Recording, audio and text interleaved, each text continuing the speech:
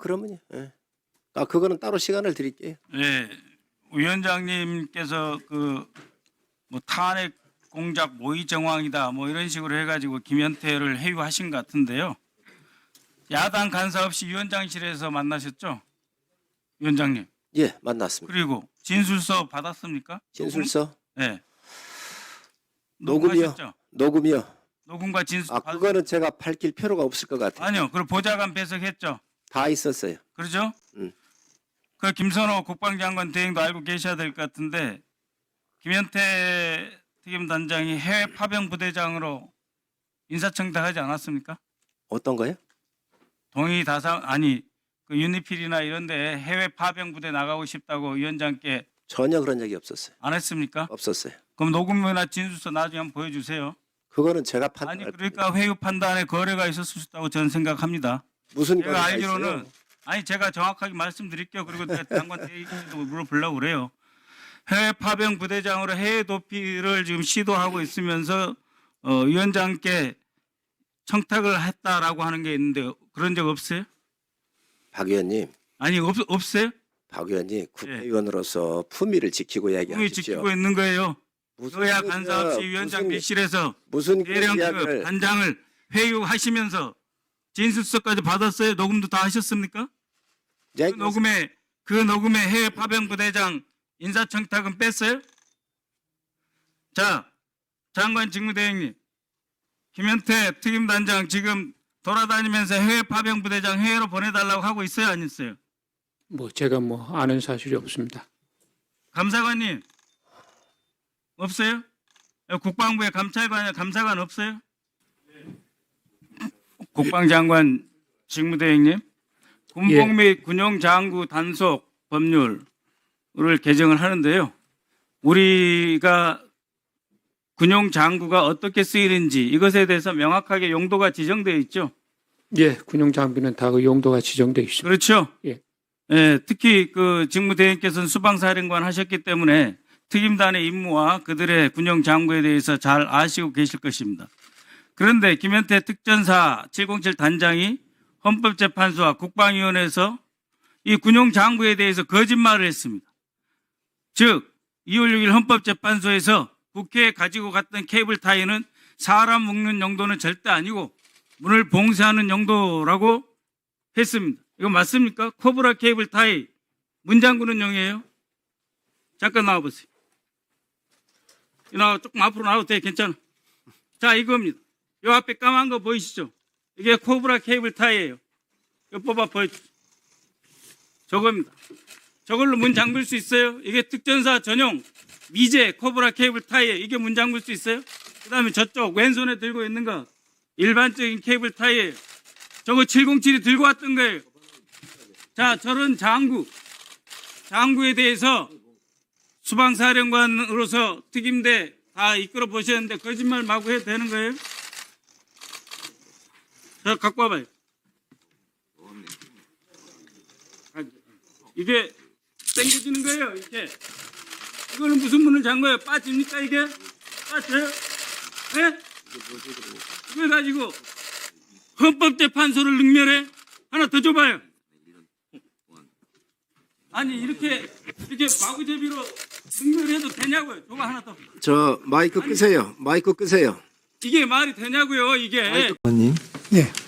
그 지난 1월 19일 날 서부지원 폭동 사태 어떻게 생각하세요?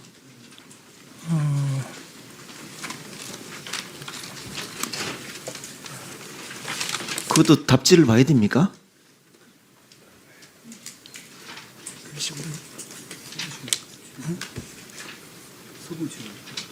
사건에 대해서 그 부분은 제가 지금 다 답변하기에는 너무 복잡한 사안이기 때문에 아니 적절하지 않다. 대한민국 국무위원께 제가 질의를 드린 겁니다. 네, 서부 지원의 어떤 부분을 이렇게 구체적으로 폭동 물어주세요. 사태. 그거는 일어나서 안 될 일이 일어난 불행한 사건이죠. 그렇죠. 대한민국 헌정질서 부인하고 폭력 난동 말이 안 되는 얘기죠.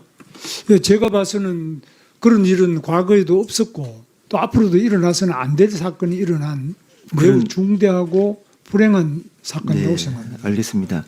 잠깐 화면 한번 보실까요?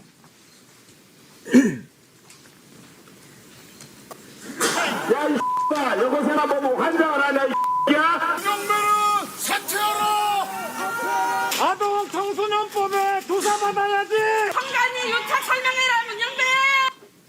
소위 그 아스팔트 극우 유튜버들이 서부지법 난입 폭동 사태에 대해서 그리고 최근에는 헌법재판관에 대한 집 앞에까지 가서 좌표를 찍고 위협하는 이런 어떤 상황이 발생되고 있습니다. 다음 화면 한번 보실까요? 이런 식으로 파면을 하면은 저 국회의원 전부 다 파면해야 된다고 생각합니다. 이런 식으로 파면하면은 대한민국 특검과 검찰은 전부 파면해야 된다고 생각합니다. 이런 식으로 대통령을 파면하면 대한민국 헌법재판관 8명도 벌써 파면돼야 된다고 생각합니다. 네. 내란숙의 윤석열의 탄핵 심판을 담당하는 헌법재판소 재판관의 거주지 앞에서 입에 담지 못할 욕설을 하는 그런 분들이 있죠. 여기 좀 어떻게 생각하세요? 그 경우 구체적인 경우를 말씀을 화면을 보셨지 않습니까? 이건 이 부분은 문형배 헌법재판관 앞에서 시위한 모습을 아까 보셨잖아요. 문영배 재판관인지 뭐 저는 그건 아니 제가 지금 국회의원이 현안 질의를 한 과정에 내용을 다 설명을 드리고 화면까지 다 보셨는데 그 못 보셨어요? 문영배 재판관 앞에서는지 뭐 이런 건 잘 모르겠는데요. 아까 그 동영상 보여주시긴 보여줬습니다. 첫 번째 어떤 경우에 어떤 첫 건지. 번째 보여드렸던 내용이 헌법재판관 집 앞에서 거기 유튜버들이 입에 담지 못할 욕설을 쏟아내고 있는 그 장면을 제가 보여드렸습니다. 그 장면에 대해서 어떻게 생각하시는지를 여쭤보는 겁니다. 그 저런 부분에 대해서는 뭐 5개 집회에서 있는데 제가 답변할 내용이 아니라고 보는데요. 아니 국무위원이 국무위원이 이런 걸 다 답변하는 게 헌법재판관 국무위원이 아니지 않습니까? 집 앞에서 저런 욕설을 해대고 하는데도 답변 사항이 뭐 할 게 없습니까? 아니 그걸 제가 그 국무위원이라고 해서 그런 걸 다 답변해야 됩니까? 아니 저런 식의 헌법재판관 집 앞에서 저런 욕설까지 하는데도 그냥 아무렇지도 않다는 얘기죠. 알겠습니다. 일단 아무렇지도 않다는 걸로 알고 아무렇지도 다음- 않다는 것이 아니라 구체적으로 저게 집인지 뭐 어딘지 저는 이 영상을 보고는 알 수가 없지 않습니까? 아니요. 뭐 답변하기 싫다는 얘기시죠. 다음 질문 드리겠습니다. 저런 식으로 헌정질서 부인하고 사회적 혼란 부추기게 있고 또 집 앞에서 저런 입에 담지 못할 욕설들을 쏟아내고 있는데 여기 대해서 우리 국무위원으로서 뭐 해주고 싶은 이야기는 따로 없습니까? 저는 이런 것들을 계속적으로 문제를 제기하는 것이 이 잘못된 것은 이 사람들이 처벌을 받을 거 아닙니까? 누가 고발하고 처벌받고 경찰이 있고 다 있는데 그걸 꼭 지금 이 환경노동위원회에서 제가 왜 저한테 국무위원회께 이런 걸 다 일일이 묻고 답을 하라고 제가 왜 요구하시는 그렇게 그 질문하시는지 의원님들의 아십니까? 그런 부분이 저는 문제가 있다고 봅니다. 제가 왜 이렇게 질문을 드리는가 하면은 헌법재판소 판결 내용조차도 김문수라는 사람은 동의를 하지 않고 있잖아요. 헌법재판소 판결 중에 잘못된 것도 많죠. 아니 우리 제대로 다 잘 된 거면 뭐 왜 헌법재판관입니까?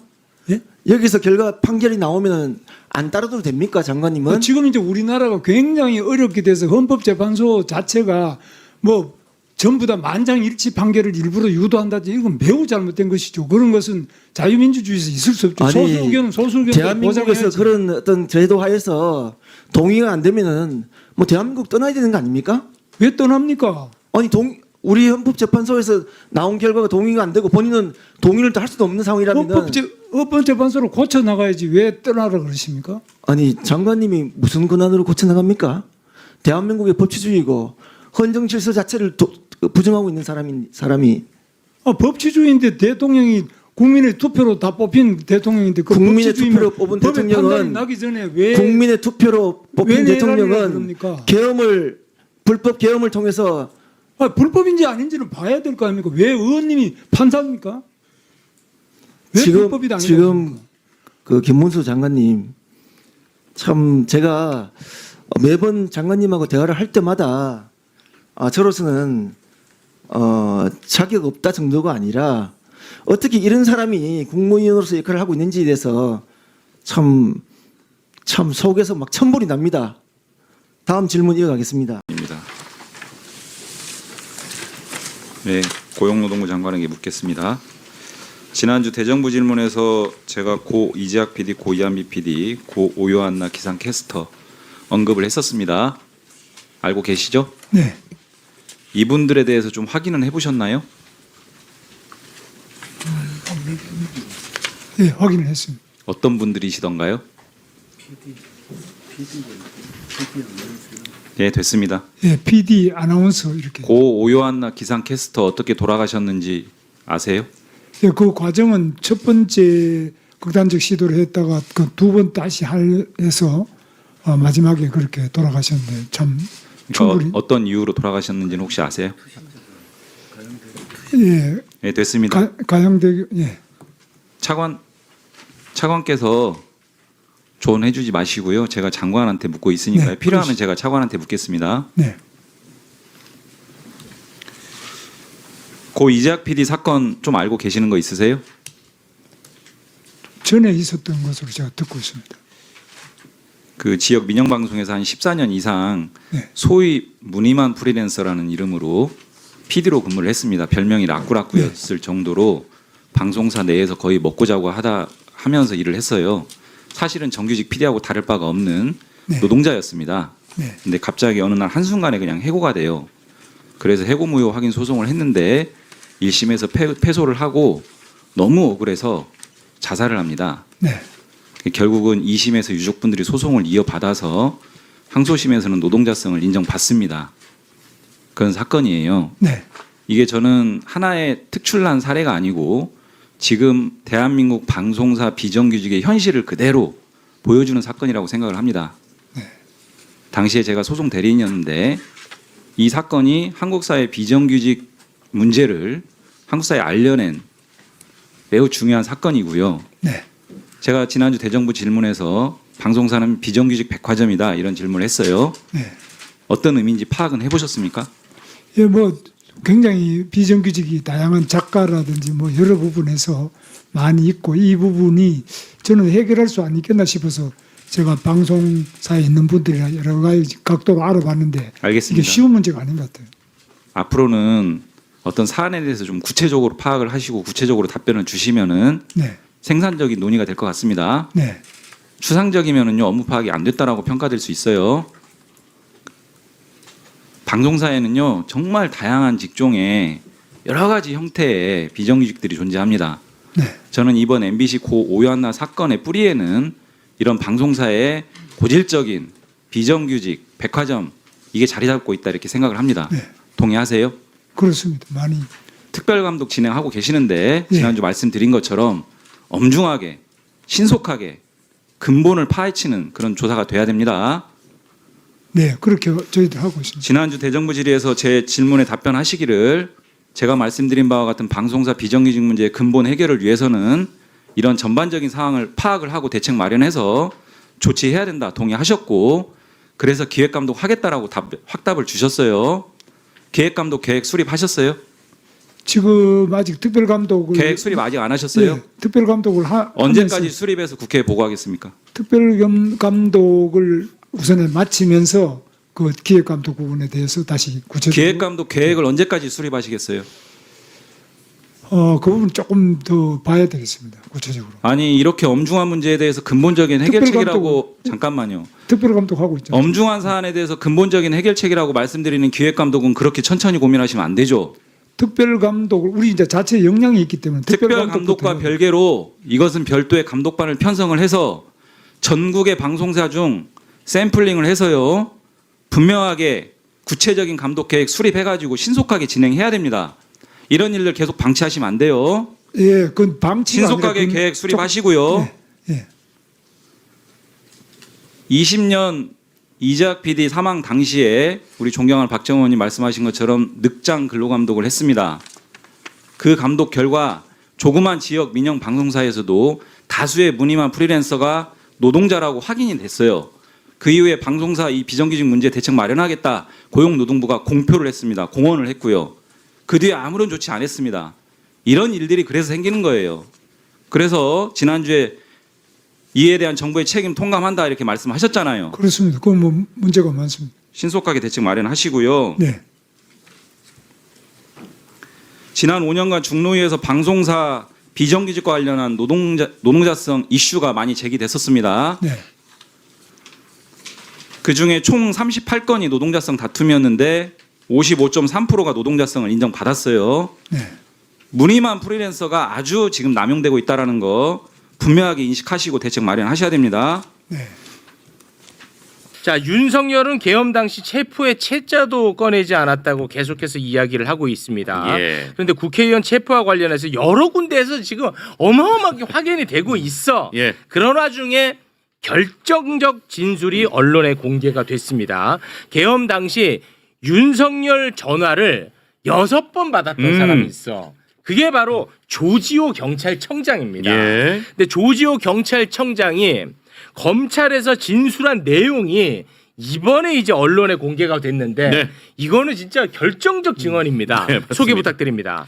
12월 3일부터 4일까지 한 6통 전화를 했다라고 하거든요. 6통. 근데 12월 3일 밤 11시 30분 통화 내역을 보면 윤석열이 조지호 경찰청장한테 조 청장! 국회에 들어가는 국회의원들 다 잡아! 체포해! 불법이야! 이렇게 얘기를 했다는 거고요. 예. 이런 식으로 6번을 6번. 통화를 했다라고 와. 하는 건데 네. 근데 오늘 경향신문이 단독으로 또 보도한 게 있거든요. 네. 이게 비상계엄 해제를 선언한 그 직전까지 네. 통화를 한 거는 8번 통화를 합니다. 아, 8번이래요? 그러니까 3, 4일 전으로 6번이었는데 예. 경향신문이 확인을 해보니까 비상계엄 해제를 선언을 하잖아요. 네네. 그때까지 합치면 8번이라는 거예요. 아. 그러니까 요 뒤에 2번을 더했다니. 아, 더했다. 더했어. 똑같은 내용의 취지입니다. 예. 근데 어마어마하게 닥달을 했나봐. 계속 똑같은 얘기를 체포해! 6번이나 했으면 좀 제발 체포해! 끊고 체포해! 계속 똑같은 얘기로 다급하지 윤석열 입장에서. 6번을 닥달했대. 6번을. 네. 와. 그럼 와. 끝난 거 아닙니까 이제? 아유 끝났죠 이거는. 아니 뭐 계속 뭐 지금 보수 언론에서는 체포 관련해 가지고 어떻게 해서든 물타기를 하려고 홍장원 차장 이야기를 계속해. 네, 네. 아니 그러니까 홍장원이 예를 들어서 완전히 그냥 뼛속까지 거짓말쟁이라고 하더라도 체포와 관련해서는 이미 게임이 끝났다고. 그렇죠. 몇 번을 얘기합니까? 몇 번을. 여인영이가 체포 명단을 세 부류에게 쏟아냈잖아. 네, 네, 몇 네. 번을 얘기합니까? 똑같은 얘기에. 이건 끝났어. 끝났잖아. 근데 이제 조지호 경찰청장한테는 직접 네. 6번 닥달했어. 아, 요거 끝났습니다. 네, 이건 끝났고. 오늘 저녁 7시에 헌재 증인으로 출석하죠. 아, 네, 네. 그렇습니다. 조지호 청장 나간다고 하대요. 네, 건강은 안 좋은데 나가는 것 나가는 같습니다. 거죠. 네. 아니, 그리고 이게 경찰이 막은 부분, 그러니까 체포도 체포지만은 국회를 봉쇄한 부분 있잖아요. 의원님들 못 들어가고 이랬거든요. 그러니까 그거 자체가 이제 지금 이 내란의 핵심적인 증거인데, 저도 그날 여의도에 가가지고 경찰들이 막아가지고 앞에서 막 소리 지르고 싸웠던 기억이 나거든요. 그러니까 이거는 누가 뭐라고 해도 부인할 수 없는 네. 문제의 사실이다. 예. 보여집니다. 그런데 계엄 해제 요구안이 국회에 통과된 이후에 그렇죠. 통과된 이후에 국회 봉쇄를 풀지 않은 이유가 이번에 나왔는데 조지호가 예. 대통령의 지시가 없었기 때문이었다는 거야. 어. 아니 1시 3분에 가결됐잖아. 네, 네. 그런데도 경찰이 봉쇄를 풀지 않았어요. 너 왜 안 풀었어 했더니 아 대통령이 그거는 또 닥달 안 하더라. 그거는 지시를 아예 안 하더라. 지시 없었다. 그러니까 경찰들도 막 시민들한테 막 계속 항의, 그다음에 보좌관들한테 계속 항의를 받았잖아. 가결됐다. 네, 네, 네. 풀어라 맞아요. 난리 그때 쳤잖아. 그랬어. 그때 그러니까 그랬어. 이 현장에 나갔던 경찰도 막 다급한 거야. 아, 이거 어떻게 될지 모르겠고. 음. 그래서 1시 45분에 현장 지휘관들이 조지호한테 계속 얘기를 했나 봐. 아. 지금 상황이 이렇다. 이거 빨리 풀어야 된다. 예. 그래서 그때 그러면 한번 풀어볼까 해서 풀으라고 지시를 했다는 거예요. 그래서 그제서야 이게 풀린 겁니다. 끝난 거죠? 예, 이건 됐죠? 끝났습니다. 이거는. 예, 요거는 정리합니다. 오늘 이제 헌재 나와서 어떤 이야기를 할지 내일 또 저희가 정리를 해보도록 하겠습니다. 예. 자, 그리고 국회의원을 체포하려 했다는 사실을 숨기기 위해 매우 혼탁하게 만드는데 일조하고 있는 아주 마지막까지 나쁜 계엄군이 두 사람이 있어요. 예. 대표적 두 사람 사진을 띄워주세요. 바로 이진우 수방사령관과 김현태 707 특임 단장입니다. 네. 저 매부쇼 안티기도 하죠. 김현태. 네. 김현태. 네, 김현태. 야, 이거 김현태요. 매부쇼 안티. 인물들이요. 네, 얼마나 진짜. 거짓말을 잘하고 야. 있는지 네. 요거 깔끔하게 정리 들어갑니다. 먼저 이진우. 예, 이진우부터 이야기를 해보겠습니다. 헌재에 나와서 체포와 관련해서 거짓말을 합니다. 그 거짓말했던 그 장면 다시 한번 보고 오겠습니다. 장관이나 대통령으로부터 국회로 가서 국회의원들의 본관 출입을 막고 계엄 해제 요구 의결을 못하게 하라 이런 지시는 받은 바 없죠. 출동 시에 없습니다. 예. 정의는 계엄 당시 대통령 국방부 장관으로부터 누군가를 체포하라는 지시를 받은 사실이 있습니까? 없고 그 다음에 그것은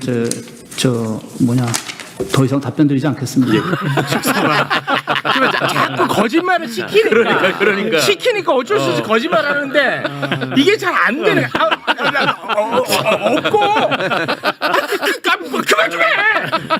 이거 한 거야. 더듬어. 그 더듬어. 티가 너무 나요. 너무 티가 나잖아. 예. 왜 티가 나냐면 이진우는 검찰에 이미 나가서 이것과 전혀 다른 이야기를 진술을 다 했어요. 네.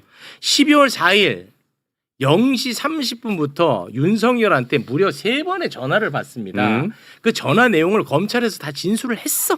네. 자, 뭐라고 했느냐? 당시 윤석열이 총을 쏴서라도 문을 부수고 들어가서 끌어내 본회의장으로 가서 4명이 1명씩 들쳐업고 나오라고 해.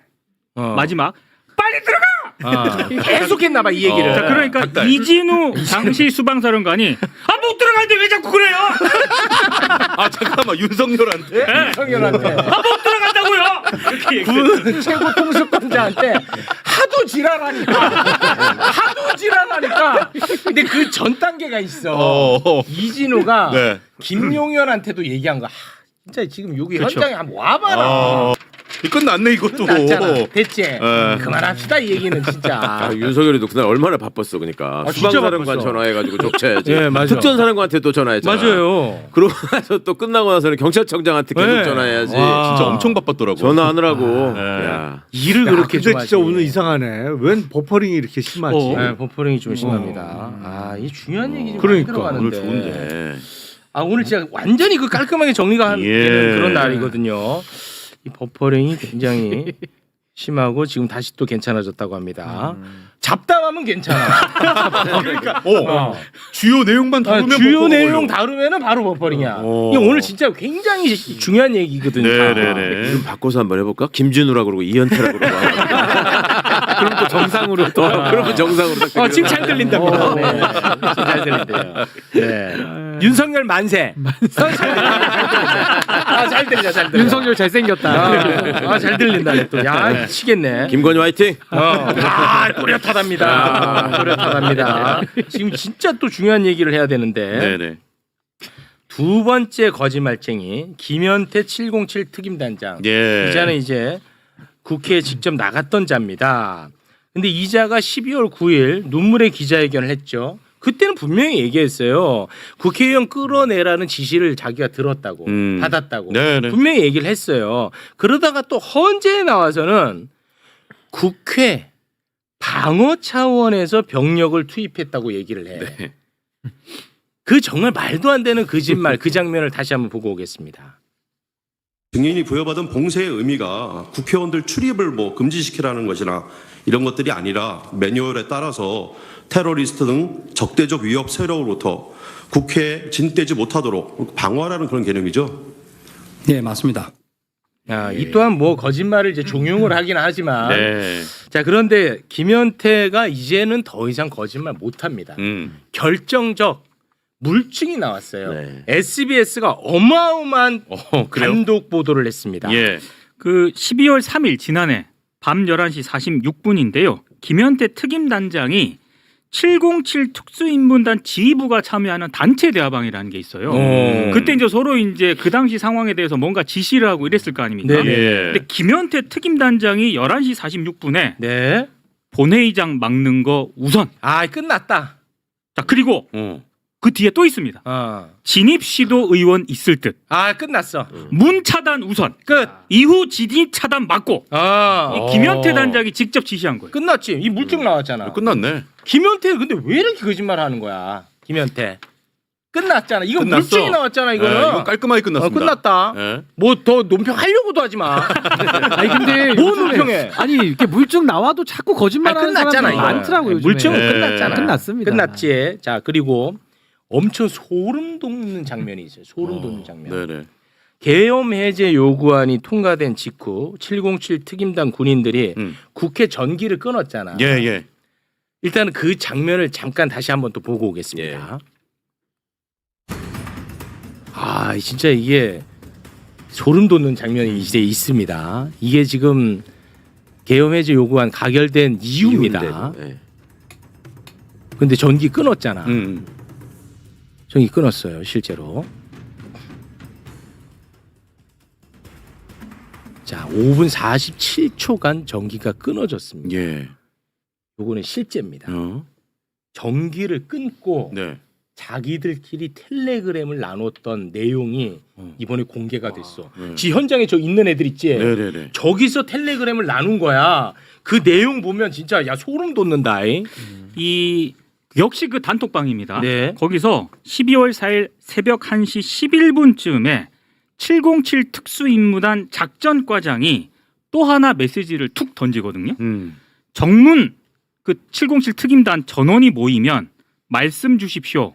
조용한 루트로 들어가는 것 확인 예정. 와, 불 꺼놓고 이제 조용하게 침투하려고 했던 거야. 이 지시가 내려진 게 이렇게 와. 단톡방에서 이 문자 메시지가 나온 게 단전됐을 때였어요. 맞아, 1시 11분 아까랑 같은 시간이라니까. 그때입니다. 그때 자기들끼리 나눈 거잖아. 네.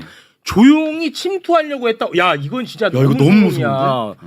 그러니까 이제 의문점 두 가지가 해소가 됩니다. 첫째, 왜 전기를 끊었는지 해결되죠. 해소되죠. 예. 또 하나, 야광 투시경을 왜 착용했는지. 그렇죠. 그거 조롱 많이 했거든요. 사람들이 뭐 쟤네 뭐 저러고 왔어.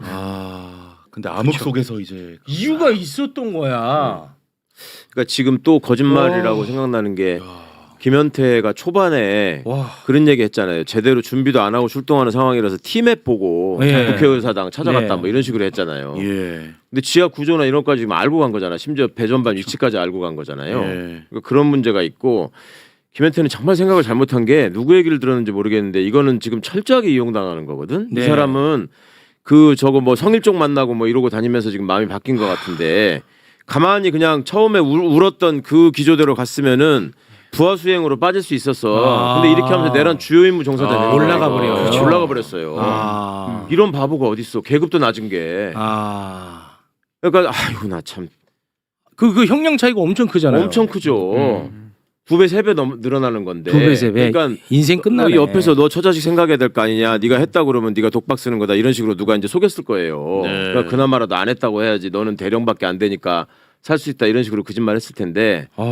아이고 나 저 바보 보면은 참. 와 근데 진짜 이거는- 우리가 김현태 걱정할 게 아닌 게 불 끄고 침투하려고 했다니까. 그래. 근데 어떤 이유였는지 모르겠는데 저 작전은 수행되지 않았더라고. 아마 근데 이게 수행이 안 된 이유가 그것 때문 아닐까? 어떤 거요? 얘네들이 저 밖으로 나가려면 그 철창을 올려야 되는데 올리려면 전기를 켜야 되거든.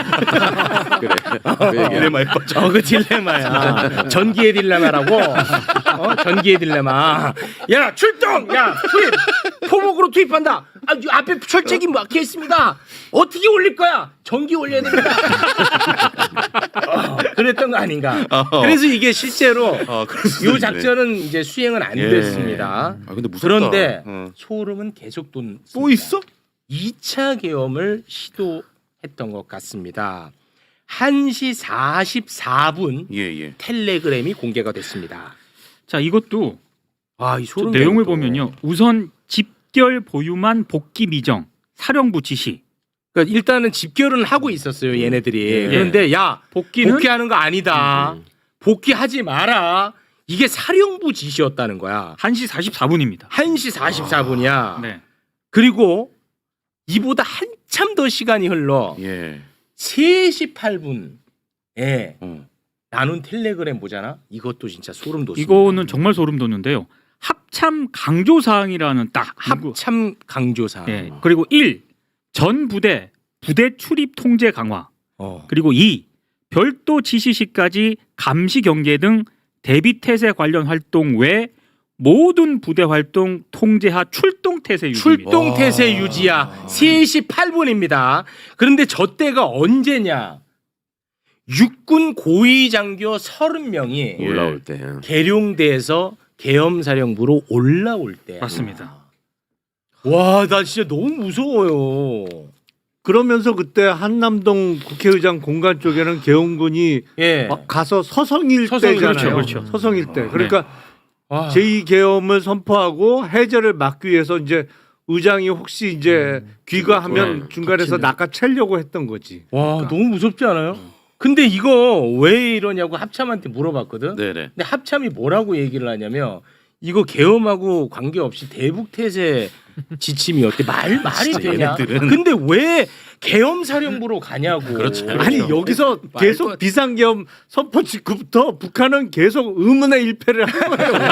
아니 북한은 우리는 남침 의도가 지금 없는데 좀 억울하네. 적어도 이 시점에는 남침할 생각이 전혀 1도 없는데 전혀 없지. 왜 비상계엄 걸어갖고 오히려 거기서 거꾸로 비상 걸렸었잖아 북한에서 그때. 예. 합참의장 이거 조사해야 돼요. 해야 되죠. 지가 뭐 그죠? 아무 상관없는 것처럼 얘기했는데 맞습니다. 지휘통제실에 계속 윤석열 옆에 앉아 있었고, 그죠? 그죠? 그러니까 뭔가 지시를 받았기 때문에 저렇게 하는 거지. 네. 아, 자 그런데 김현태는 자꾸만 민주당의 회유서를 이야기하고 있죠. 그런데 김현태가 헌재와 국회에 나와서 이상한 얘기를 할 때 예. 귀에 이상한 장치가 뭘 꽂고 발견이 있어. 됩니다. 네. 아니 이 사람이 제대로 된 얘기 할 때는 귀에 아무것도 없어요. 눈물의 기자회견할 때 귀에 아무것도 없는데 이상한 얘기, 예를 들어서 매불쇼를 깐다거나 그런 얘기를 할 때는 그리고 민주당 회유서를 얘기할 때는 귀에 이상한 장치가 있습니다. 아 맞아. 그 장면 잠깐 영상으로 보겠습니다. 박선원 의원께서는 매불쇼와 MBC 초대석 진짜? 등에 귀. 출연해서 다수의 가짜 뉴스를 퍼뜨렸습니다. 현재는 특전 사령관께서 귀. 12월 4일 00시 30분에 대통령 전화를 받고 귀. 와 이거 근데 잘 맞지? 몰라서 그런데 보청기 같은 거 아니야? 야 특임 단장이다 이놈아 자식아. 보청기 아, 하면은 그렇지. 특임 아, 그렇지. 단장을 그건 또 얼마나 아닌 자식아. 거고. 궁금하네 이게 뭔지. 저거 해병이 아직 안 나왔죠. 네. 예, 이거는 아, 저도 안 몰라요 나왔구나. 뭔지. 이거 근데 거짓말 뭐 뻔히 막 폭파 훈련을 많이 하다 보니까 청력이 약간 장애가 와서 뭐 이런 식으로 하지 않을까? 아니 근데 그 눈물의 기자회견 할 때는 없었다니까요. 그러니까요. 그러니까요. 뭔가 저거는 확실하게 국회에서 따지겠죠. 뭐 이제 확인이 돼야 될 문제지. 저거 보니까 옛날에 그 MBC 뉴스데스크 생방송으로 진행하다가 내귀에 도청장치. 내귀에 도청장치가 돼 있어요. 그리고 난입한 사람이 있었는데 그 비슷한 장치 같은데. 저는 저거. 그 MBC에 아바타 소개팅이라고 있었거든요. 그래? 그래서 이게 지령 내리면 당신을 죽을래? 여기서 시키는 대로 사실 의원 끌어내라고 지시 받은 적 없다고. 아니 저게 아바타 소개팅일 수도 있고 만약에 오후에 국회를 열었다면은 저분이 매불쇼 너무 좋아해가지고 이어폰으로 매불쇼를 들었던 거 아닐까요? 매불쇼 까고 있었어. 야 이거는 진짜 뭔가 해명은 나와야 맞아요. 되는 좀 거죠. 확실하게 뭔지 해야 모르겠지만 궁금하다, 이건 진짜. 저도 뭔지 모릅니다. 예. 그냥 이거는 뭐 가벼운 해프닝으로 끝날 수도 있어요.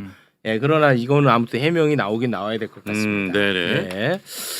자, 오늘 이제 본격적인 이야기는 지금부터거든요. 근데 시간이 너무 많이 흘렀네. 큰일 났네. 저 경제하는 형들 집에 보낼 수는 없지. 명태균 해야 되는데 명태균 오늘의 이게 메인 테마거든. 이 메인 테마인데 큰일 났네. 자, 일단 한번 가보겠습니다. 예. 와, 이거 시간이 되려나 모르겠네. 자, 명태균이 경호처 인사에까지 개입한 정황 저희가 전해드리지 예. 않았습니까? 대통령 경호처 4급 간부 권모 씨, 권모 씨. 예, 전직 대통령을 경호하던 상황에서 본부로 입성을 시킵니다. 예. 근데 입성하자마자 또 4급으로 진급을 해. 이건 매우 이례적인 네. 일이다. 여기까지 저희가 전해드리고 심지어 권모 씨가 명태균에게 너무 고마움을 표했던 카톡까지 공개했죠. 네. 카톡 다시 한번 볼까요? 자, 네, 박사님 오늘 인사가 났습니다. 7월 8일부 국방부 청사 경호 정보부 발령입니다. 했더니 이제 명태균이 짝짝짝짝짝 이모티콘 보내고 다 박사님 덕분입니다. 박사님 라인으로 입성했습니다. 이런 카톡. 야, 이거 어마어마한 네. 내용이거든요. 자, 그럼 명태균이 인사에 개입을 했다면 누구를 통해서 인사에 개입했을까? 이게 궁금하죠. 예. 근데 명태균이 김용현 당시 경호처장, 네.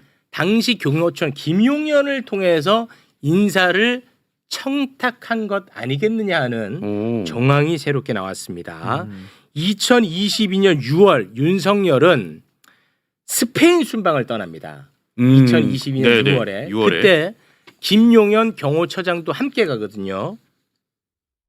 그런데 명태균이 스페인에 가 있는 김용현을 통해서 인사청탁을 했다라는 사실을 예. 지인에게 자랑하는 녹취가 이번에 공개가 됐습니다. 음성 함께 듣고 오겠습니다. 나는 이제 스페인 같이 갔다 하길래 한테 빨리 이력서를 보내라 하니까 보냈더라고. 그래서 난 다음날 전화가 왔더라고. 가게 됐다고. 끝났죠? 뭐 더 이상 할 거 없잖아. 끝났잖아. 깔끔해. 똑 떨어지잖아. 깔끔해. 이거는 뭐. 말도 잘 들려요. 아, 똑 떨어지. 말도 너무 잘 들려. 잘 들려. 그때 차 소리도 안 들려. 해석의 여지가 없어. 해석의 여지 없지. 그냥 똑 떨어진다. 명태균이 김용현을 통해서 예. 인사에 개입했다. 똑 떨어져. 똑 떨어졌어. 자, 그런데 명태균이 뭔데 김용현에게 부탁을 할 수 있고 그 부탁이 먹혀야 되지? 그렇죠. 이게 해결이 안 되잖아. 예.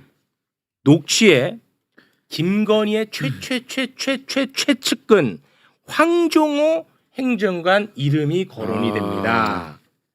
그리고 김용현이는요 명태균의 지시에 복종하는 존재처럼 보여요. 명태균이 관련 내용을 이야기하는 그 음성 듣고 오겠습니다. 내가 김용현 처장한테 불러갖고 격려를 좀 해주고 챙기라. 그리고 그저께 만났어요.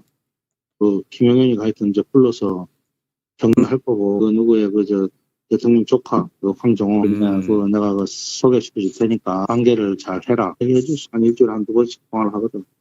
내가 이야기 해놨어요.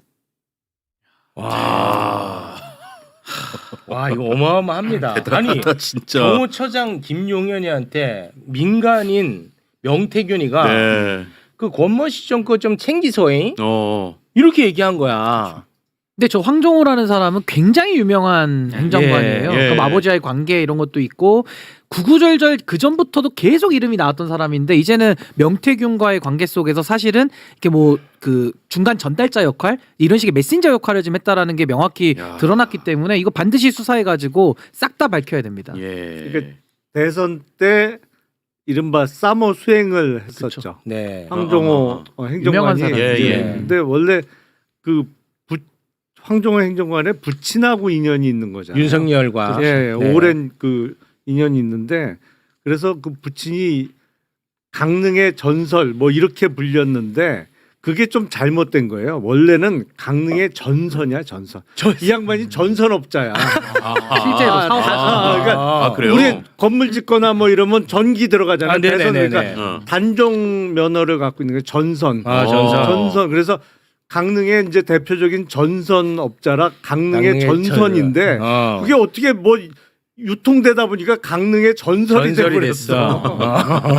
근데 부자죠. 네. 부자. 그런데 이 아들은 김건희랑 또 이제 가깝다는 거죠. 수행을 했으니까. 했으니까. 그 1호차에 좀 타고 다니면서 삼촌 이렇게 대통령 부른다는 그 맞아요. 행정관입니다. 네. 아예 조카라고 해버리잖아요. 조카라고 해버리더라고 그냥. 얘기를. 네. 가족 같은 패밀리 비즈니스의 일원으로 봐야 되는 거죠. 진짜 어마어마하다. 진짜 어마어마합니다. 나중에 명태균 씨 빨리 나오면 함께 유튜브 하고 싶어. 저 게스트로 좀 불러주세요. 명태균이 파악한 그 대통령실 구조와 내가 아는 대통령실 구조가 너무 달라. 서로 이렇게 얘기하다 보면 재밌지. 시청자분들이 굉장히 재밌을 것 같아요. 근데 중요한 거는 최강욱 의원님보다는 명태균이 힘이 훨씬 셌던 거. 당연하죠. 나도 저 포스트에 있는 사람들 다 아는 사람들이거든. 근데 저기다 전화해가지고 저 연락 갈 겁니다. 이렇게 했으면 돈을 버는 건데. 그 시장을 몰랐어요. 그 콘텐츠는 제가 볼 때 유료로 해도 유료로 해도. 특히 국힘 쪽에서 열심히 볼 것 같아요. 그렇습니다. 자, 이게 또 잡담하니까 또 이거 버프링. 그래. 아하. 동접자 더 늘었어. 자, 김건희는 22대 총선 공천에 개입했던 정황이 속속 공개가 되고 있습니다. 예. 22대 총선을 앞두고 창원 의창구 의원이었던 김영선이를 빼내고 현직 검사였던 김상민이를 맞아요. 예, 김건희는 넣고 싶었던 예, 거야. 그런데 검찰은요. 당시 김건희와 명태균이 나눈 텔레그램을 이미 다 확보를 하고 있었어요. 관련해서 텔레그램이 이번에 공개가 됐습니다. 예. 내용 전해주시죠. 네, 명태균이 김건희한테, 그러니까 김건희는 다른 곳으로 가든가 뭐 경선을 하든가 이렇게 얘기를 하는 거 아니겠습니까? 그러니까 명태균의 답은 지금 경선 룰에 네. 당원 50% 시민 50%. 근데 이걸 김영선 의원이 이길 방법이 없다.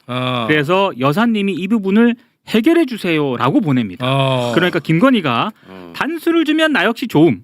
기본 전략은 경선이 되어야 하고 약체 후보부터 만나서 포섭해 나가는 게 답이다. 이렇게 답을 하거든요. 네. 그러니까 명태균이 좀 섭섭했나 봐요. 기분이 안 좋지. 지난 대선 때 제가 몸이 부서져라 대통령님을 도와드렸습니다. 김영선에게 제가 경선하란 말은 못하겠습니다. 대신 말씀해 주시면 고맙겠습니다. 이렇게 기분이 안 좋은 거야 명태균이. 그렇지. 이게 김건희가 김상민 얘기하기 전이에요, 후예요? 전하냐? 김상민 부탁한다고 저거는 얘기하잖아요. 나중에 지역구로 옮긴 다음 옮긴 얘기 다음. 같은데요. 예. 옮긴 다음이니까 김상민 창원 얘기는 의창에 못 그 있고. 전에 그러네. 얘기가 네. 나왔어. 그렇죠. 저희 겉엎으니까. 그러니까 지역구를 그 앞에 옮긴다라는 나왔네. 그런 기사 내기 그 직후입니다. 그렇습니다. 예, 네. 예. 근데 사실 명태균은 내가 기분 나쁘다라는 거를 알려주기 위해서 김영선이랑은 김건희 여사님이 직접 그 전화 한번 하세요 이렇게 얘기한 거거든. 근데 진짜 김건희는 김영선이랑 통화를 합니다. 저 텔레그램 이후에 실제로 2월 18일에서 3월 1일까지 김건희하고 김영선이 11차례 연락을 주고받아요. 11차례 연락을 주고받아. 야. 그러니까 명태균 씨가 서운한 표시를 내니까 이제 김건희가 다이렉트로 뭔가 설득을 하려고 했지 않았을까요? 그렇습니다. 그러니까 그 앞에 나온 얘기를 보면 의창에서 컷오프 되니까 빠지라고 할 때는 명태균이 별로 반발을 안 하더라고. 그렇죠. 그냥 받아들이잖아요. 그러다가 김해로 가서 지금 저 얘기가 나오는 거잖아요. 네. 그 명태균은 아니 빠졌으면 김해는 당신이 해줘야 될 거 아니냐 이 말을 하고 있는 거잖아 지금. 네. 무슨 경선하라고 하냐. 그래가지고 그 이제 명태균은 기분이 상한 거지. 그렇죠. 그래서 이제 찾아간 게 이준석 우리 또 개혁신당 쪽이야. 땅 파고 자, 곱하고. 봐봐. 아까 2월 18일에서 3월 1일까지 김건희랑 김영선 11차례 연락을 주고받았다고 했잖아. 근데 그 코 파고 땅 파고 칠불사가 3월 2일이야. 3월 1일. 고사이죠, 고사이. 굉장히 이거 아니 그거는 2월 말일이에요. 2월 말일. 2월 말일. 3월 1일 새벽이지. 그러니까 정확하게 시간 날 넘어가는 날. 넘어가는 날. 그렇게 물타기 한다고 될 일 아닙니다. 될 일 아닙니다. 자, 그런데 그동안에 어찌됐든 칠불사 회동 그리고 김영선하고 이준석하고의 거래는 성사가 안 됐어요. 근데 그거를 갖고 이준석이가 그동안에 계속 뭐라고 얘기했냐. 완결성이 없어서 떨어져서 받지 않은 것처럼 얘기를 해왔죠. 그런데 오늘 새로운 내용이 나왔어요. 이준석이가 김영선이를 받지 않은 게 아니야. 그게 아니고 김건희가 김영선한테 계속 딜을 칩니다. 딜을. 뭐라고 딜을 치냐면 김상민 검사 좀 당선될 수 있게 잘 도와주면은 김영선 장관 자리 하나 줄게. 장관 자리. 아니면은 그게 안 되면은 공기업 사장 자리 줄게. 그런 딜을 계속했구나. 요런 거를 친 거야. 그러니까 그거 먹으려고 하다 보니까 그게 거래가 성사되지 않았던 것 같아요. 어떻습니까요? 정보가 너무 많이 나와버리네. 그 폭로하는 기자회견을 하겠다. 네. 김영선 의원이 그러면서 이제 비례대표 앞번호를 얘기한 건데 예. 그 얘기가 거의 일주일을 갔어요 그때. 개혁신당 내에서 바로 잘라내지를 일주일이 못하고 갔어요. 일주일 가는 일을. 네. 그러니까 뭐 3월 1일 날 안 된다 뭐 이렇게 했는데 며칠 있다가 3번은 어떠냐 뭐 이렇게 또 물었던 적도 비례대표 있고 3번. 3번 주는 건 어떠냐 그러다가 하여튼 거의 일주일 만에 최종적으로 그때 김종인 위원장이 와서 우리 집에 새벽에 찾아왔는데 안 되는 거로 얘기 끝냈으니까 그 얘기 더 이상 꺼내지 마라. 김영선 비례대표 얘기. 그러니까 거의 일주일을 갔다고 그 얘기가. 그러니까 그게 이제 일주일 오고 가면서 내가 볼 때 김영선이가 뭔가 좀 마음의 변화가 좀 생겼던 것 같아요. 양쪽으로 이렇게 한 거 아닌가 양쪽으로. 모르겠어요. 재면서? 딜을 양쪽으로. 재면서. 그래서 뭐 장관이 됐던 뭐 자리를 확실하게 받아내면 안 할 텐데 이게 확실한 확답이 안 나오면 내가 폭로하는 기자회견을 할 수도 있다는 거를 양쪽을 그런 것 같아요. 딜을 친 거 아닌가 싶어요. 네. 노련하다. 그러니까 저런 식의 좀 더러운 뒷공작을 한 거 아닙니까? 뒤에서 이제 뭐 반니 많이 맞아요. 정치인들끼리 협잡 비슷하게 하는 거예요. 더러운 네, 거죠. 네. 네, 그러니까 굉장히 이거 구태 정치의 일환인데 네. 이런 것들에 대해서 저는 가장 괘씸한 지점이 뭐냐면 네. 이준석 의원은 명태균하고 관계가 굉장히 오래됐잖아요. 그러니까 이 맥락과 히스토리를 다 알지. 다 아는 사람인데 저기 칠불사 가가지고는 마치 순수한 백지처럼 막 요 문자만 하나 딱 보여줘가지고 납디 내용을 잘 모르니까 마치 공천 개입 이런 게 없었을 수 있다라는 식으로 사실상 김건희 하수인 내지는 대변인 역할을 했단 말입니다. 네. 그러니까 이런 부분들 초반에 맨 초반에 그러니까 네. 이 사안이 안 드러났으면 그냥 덮고 넘어가려고 했던 저는 그 부분이 굉장히 좀 괘씸한 포인트 아니냐. 아하. 이 실체가 다 드러났으니까요. 네. 이제는 아마 빼박이고 뭐라고 입이 10개라도 할 말이 없지 않을까 싶습니다. 그러니까 이제 우리 김현정 PD가 쉬는 기간 동안에 예전 뉴스를 한번 쫙 이렇게 훑어보고 이준석 말 바뀐 거를 불러다가 신 변호사님이랑 앉혀놓고 인터뷰를 한번 하면 그러면 오해를 다 풀 것 같아요. 그러니까 그 선의의 조언도 거기 김현정이 뉴스쇼 나와서 한 발언이에요. 맞아요. 거기서 한 발언이에요. 네, 거기서 이제 좀 그때부터 뭔가 신 변호사가 가스받기 시작했잖아. 이거 못하게 하고 지금 거짓말한다고. 저는 그때 굉장히 강한 공천 개입 의심을 전 했기 때문에 그렇죠. 제가 되게 이상한 사람으로 막 취급받고 그랬습니다. 아니, 선의의 조언이라는데 왜 이렇게 네가 호들갑 떠냐고 막 그랬었는데 이제 와서 밝혀지니까 아마 입이 10개라도 좀 할 말이 없지 않을까. 김현정 앵커 너무 압박하지 말아요. 그 자꾸 압박하면 휴가 끝나고 휴직하는 수가 생겨요. 아니야 휴직 안 해. 압박을. 나 김현정 PD랑 친해. 불쌍해서 그래. 아니 뭐 억하심정 있어요? 아니 없어. 아니 그러니까 압박하지 말라고. 거기 잘 안 불러줬나 보네.